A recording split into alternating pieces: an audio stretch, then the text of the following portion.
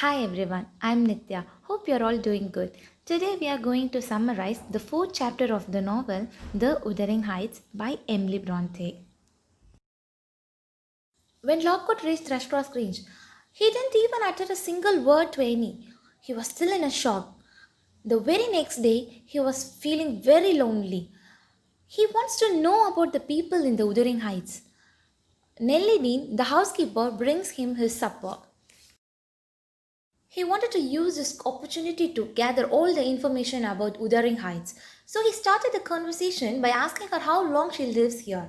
Later, she says that the lady he met is Kathy, the daughter of Catherine, who was her first mistress at Wuthering Heights, and also mentions that Hutton Earnshaw is the cousin of Kathy. Mrs. Nellie also adds that Kathy is the last of Linton and Hutton is the last of Earnshaw. Lockwood asked Nellie about Heathcliff's son, Linton Heathcliff. Heathcliff has married the sister of Edgar Linton, who is the husband of Catherine Earnshaw. There are a lot of twisted relationships among their family, and this grabs even more interest about them and made him to ask her about the whole history of Wuthering Heights. Nellie became the narrator of the story and she started the story of her life with Wuthering Heights. She grew up with Catherine and Henry Earnshaw.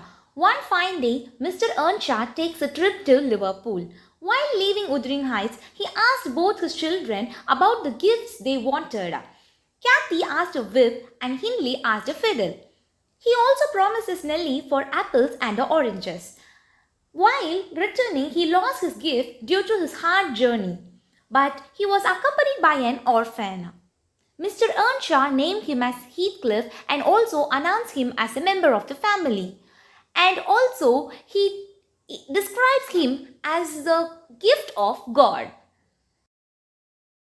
As the gifts were not received by Catherine and Hindley, they started hating Heathcliff. But later, Catherine and Heathcliff became very close. The toughest punishment for Catherine in her life is not meeting or talking to Heathcliff. They were in love and were inseparable. But still, Hindley hates Heathcliff.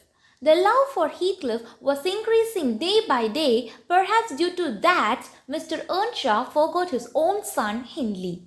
Mr. Earnshaw favors Heathcliff more than Hindley.